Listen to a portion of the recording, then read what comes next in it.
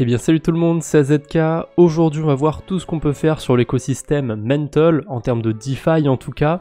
Donc Mental, pour ceux qui ne connaissent pas, c'est un Layer 2 d'Ethereum qui existe depuis à peu près un petit mois je dirais.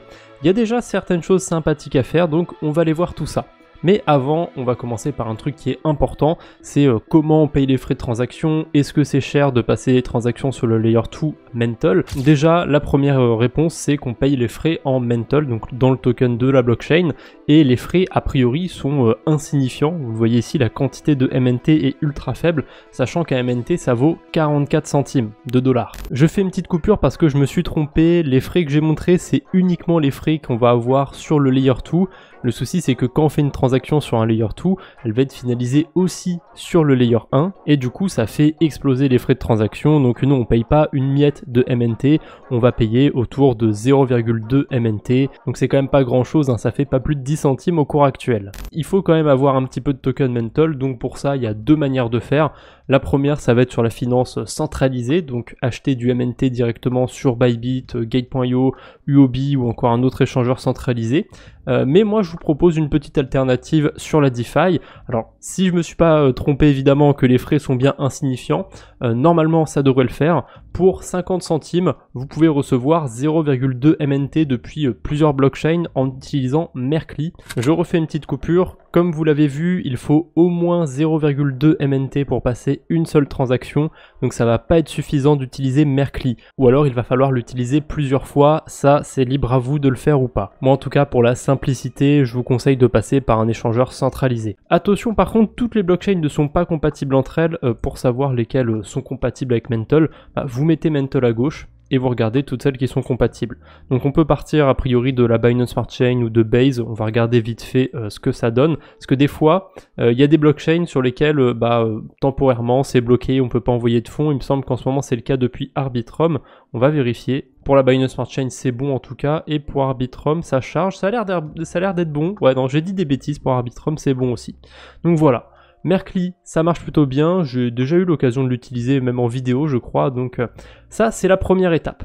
Ensuite la deuxième étape ça va être de venir bridger des stablecoins, de l'Ethereum aussi, parce qu'il y a pas mal de choses à faire avec de l'Ether, et pour ça on a deux bridges principales, enfin trois, mais vous allez comprendre pourquoi je dis deux bridges principaux. Le premier c'est Symbiosis, ça permet d'envoyer essentiellement des stablecoins et de l'Ethereum, mais c'est un bridge qui est assez intelligent on va dire, et il permet de swapper en même temps vos cryptos. Par exemple, vous pouvez depuis Optimism envoyer de l'Ether et recevoir des stablecoins sur Mental. Ça marche très bien aussi. Par contre, du coup, il m'a laissé les 1000 que j'avais mis dans la simulation. On va peut-être pas essayer d'envoyer 1000 Ethereum. On va voir déjà si j'envoie un Ether, s'il n'y a pas trop de frais.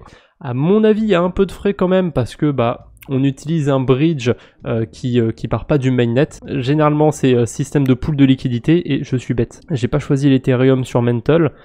Il est où? Juste là.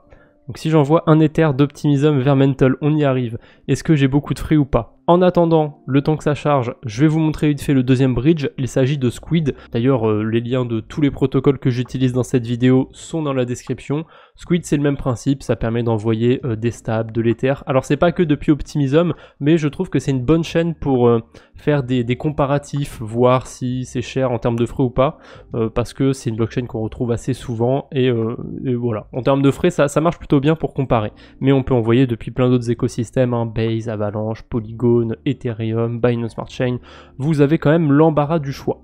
Hop, Symbiosis du coup ça a fini de charger, on a un petit peu de frais, vous voyez on va recevoir 0,998 Ether et des poussières, et je suis curieux aussi vite fait de le faire sur Squid, donc si jamais j'envoie de l'Ethereum et que je veux de l'Ether sur Mental, est-ce que je vais avoir plus de frais, moins de frais que sur Symbiosis? Généralement les deux bridges, Squid et Symbiosis, pardon, ils ont à peu près, les frais sont à peu près similaires. Attention aussi par contre quand vous bridgez sur Squid, il y a des frais supplémentaires qu'on peut voir juste en dessous. Bon, là, c'est une quantité assez faible d'Ethereum, ça vaut 70 centimes à tout péter. Si vous êtes prêt à bridger un Ether, je pense que vous pouvez faire l'impasse sur 70 centimes. Et le troisième bridge, alors c'est le plus officiel des trois, mais je pense que c'est celui dont le moins de monde vont être amenés à l'utiliser, puisqu'il permet en fait de passer que depuis le mainnet vers Mental et inversement. Donc le mainnet c'est Ethereum, et tout le monde n'a pas ses cryptos dessus parce que les frais sont chers, etc. Alors éventuellement fonctionnement, si vous voulez bridger de l'Ether, ça va très bien marcher, hein. Vous envoyez un Ether, vous recevez un Ether, et ça va être la même chose avec les stablecoins, le MNT, n'importe quel crypto. Voilà, vous avez vraiment du 1 pour 1 en utilisant les bridges officiels pour les layer 2. Le souci, c'est que on est sur Ethereum, donc il faut les fonds sur ces blockchains, et sur cette blockchain, pardon, et il faut aussi de l'Ether pour payer les frais. Éventuellement, petit bonus, vous avez Rubik qui est un agrégateur de bridge, sauf que je pense que pour aller sur Mental, il doit connaître que Symbiosis, donc en fait autant utiliser Symbiosis directement, ça change pas grand chose. Voilà, on a fait le tour déjà pour les bridges, ça fait 6 minutes que je parle, on va rentrer un petit peu dans le vif du sujet pour la DeFi. Alors, il n'y a pas non plus grand chose à faire, il y a 5 protocoles qui ont retenu mon attention sur la blockchain Mental. Le premier protocole, il s'agit de TimeSwap. Évidemment, le temps que je lance la vidéo, ça m'a foutu sur une autre blockchain, donc on va aller voir un petit peu les marchés qu'il y a en ce moment. Le souci de TimeSwap, c'est que c'est un protocole de prêt d'emprunt, mais il y a une date limite. Donc si vous regardez ma vidéo 1 mois, 2 mois après sa sortie, sera changé, sera évolué d'ici là. Donc pour l'instant, on peut déposer de l'USDT avec 23% APR.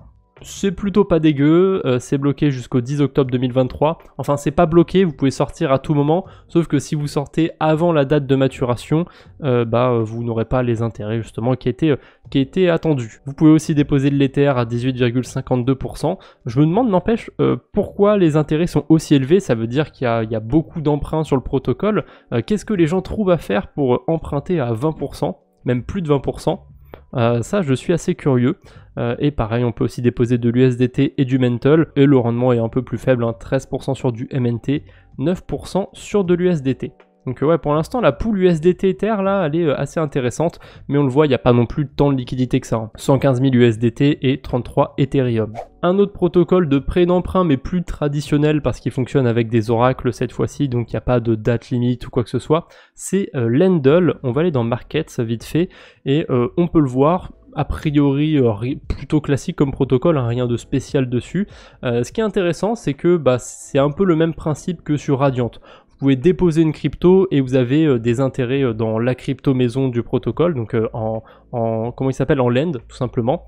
Sauf que vous pouvez pas récupérer tous les tokens d'un coup. Vous devez soit attendre 1 an pour récupérer l'entièreté des tokens, ou soit tout récupérer maintenant, mais vous avez que la moitié. Il me semble que c'est ça le modèle, et du coup, on peut le voir assez facilement. Vu les intérêts qu'il y a moyen de faire une boucle sur de l'Ethereum. À vérifier si je me trompe pas par rapport au système des 50% qu'on peut récupérer tout de suite ou pas. Mais si c'est le cas, j'avais fait un petit calcul, et en faisant une boucle toute bête sur de l'Ethereum, on peut avoir 50% d'intérêt dessus en déposant, empruntant de l'Ether, redéposant, etc. Il faut faire la boucle 3-4 fois. Voilà, c'est assez intéressant du côté de Lendl. Je pense qu'on peut imaginer d'autres stratégies aussi. Déposer de l'Ethereum, emprunter de l'USDT et aller pourquoi pas le mettre sur TimeSwap ou faire l'inverse d'ailleurs, ça marche aussi. Peut-être aussi aller faire des choses sur d'autres protocoles sur Mental. Ça marche plutôt bien. Après, Lendl c'est très récent, c'est né sur Mental, donc comme d'habitude, on n'est pas à l'abri d'un hack ou quoi que ce soit qui peut surgir, donc faites attention comme d'habitude sur la DeFi, on n'est jamais à l'abri, il n'y a pas de risque zéro. Fusion X, ça va être le Uniswap V3 du coin, donc il n'y a pas grand chose à en faire. D'ailleurs, les rendements ils sont pas aussi élevés que ça, ça c'est un bug généralement quand le wallet n'est pas connecté. Voilà, ça vient de s'actualiser, là les APR sont réels entre guillemets, donc on a quand même 24% sur des stablecoins, 86% sur une pool ETH USDT, 80% sur la pool Bitcoin USDT, c'est pas dégueu. Après c'est du Uniswap V3, ça veut dire que si le Bitcoin il s'échange à 26 000 $ et que vous êtes entre 24 000 et 25 000 sur votre pool, vous n'aurez pas d'intérêt bonus, ça vous passerait à côté en fait. Il faut être dans la range où la crypto s'échange pour avoir les intérêts, enfin c'est assez compliqué, et plus vous êtes resserré sur votre position et plus vous avez d'intérêt à l'utilisation sur les stablecoins, ça marche assez bien, et c'est assez fiable de regarder l'APR ici. Mais oui, quand vous regardez des cryptos qui vont pas être stables, vous pouvez avoir un rendement plus élevé ou un rendement à 0% puisque vous n'êtes pas au prix où s'échange la crypto. Donc ça va vraiment dépendre de vous. Pareil pour les stablecoins, mais en général on va se mettre au prix où s'échange l'USDT, l'USDC, c'est-à-dire à 1 contre 1 normalement, ou alors très proche d'un contre 1. Il n'y a pas grand chose à dire de Fusion X, ça marche plutôt bien, il n'y a pas des liquidités ultra élevées, vous voyez il y a à peine 1 million sur le protocole. En fait tout l'argent, toute la TVL de Mental est quasiment sur ce protocole qui s'appelle AGNI, ou AGNI, je sais pas comment on prononce. On n'a pas grand chose à faire sur le protocole. Quand on va dans Liquidity, on peut juste voir ce qu'on a déposé dans les pools. On peut éventuellement aller sur le dashboard, voir s'il y a pas mal d'utilisation, et en vrai, il n'y a pas tant de volume que ça, les pools ne génèrent pas tant de frais que ça, donc je suis pas sûr que ce soit hyper intéressant à utiliser. Il n'y a pas si longtemps, j'avais fait une rétrospective sur la blockchain Celo. AGNI, c'est un petit peu le même délire, c'est-à-dire qu'on va avoir beaucoup de liquidité sur le protocole, mais finalement c'est une liquidité qui est pas très utilisée, donc c'est un petit peu dommage. Et là on va voir complètement l'inverse. C'est un protocole qui a très peu de liquidité mais qui est ultra utilisé. Alors attention, je vois même pas de lien vers la documentation sur l'interface du site, donc ça j'aime pas trop. Je dirais que c'est le protocole le plus risqué de la vidéo, donc vraiment n'y touchez pas, ou alors avec un très faible montant de votre portefeuille. Attention, on coupe tout, on va tout reprendre pour Reax, ceci n'est pas un exercice, je suis bel et bien sur un scam honteux de la DeFi comme d'habitude. Alors comment je me suis rendu compte que c'était un scam? Après avoir enregistré la vidéo, j'ai continué un petit peu mes recherches, je me suis dit oh, c'est bizarre, il n'y a pas la documentation sur l'app, et tant pis, je suis passé à côté. Mais en fait, quand on revient sur la page d'accueil, donc quand on retire le app dans l'URL, on a la documentation du protocole Reax, sauf que c'est une grosse arnaque, c'est vraiment une putain d'arnaque. Vous allez voir. Là, je suis dans la page où on peut voir la team par exemple. Alors très bien, pourquoi pas, on a machin truc et tout qui sont sur la team. Sauf que cette page, elle est étonnamment pas que sur la documentation de Reax. Mais quoi? Et oui, elle est aussi sur la documentation de Syntex, qui est un autre protocole qui fait exactement le même truc que Reax, mais sur Arbitrum. Alors soit les deux protocoles sont des scams, soit Reax, ils ont juste copié en fait le protocole Syntex, et en rajoutant un code malicieux dedans, justement pour pouvoir arnaquer les gens. Donc ne déposez surtout pas le moindre centime sur Reax, ça pue le scam à des kilomètres. Il y avait un autre truc que j'avais vu aussi, c'était dans l'audit, c'est là que j'ai fait le lien en fait entre Syntex et justement Reax. On peut aller voir cet audit, donc ça va nous emmener sur directement le PDF de l'audit, et là ils se le cachent même pas en fait, ils se sont même pas cassé le cul. C'est l'audit de Syntex qui date du 16 mars 2023, alors il n'y a rien qui va, le 16 mars 2023 la blockchain Mental elle n'existait même pas, Syntex pareil, enfin c'est pas le bon protocole.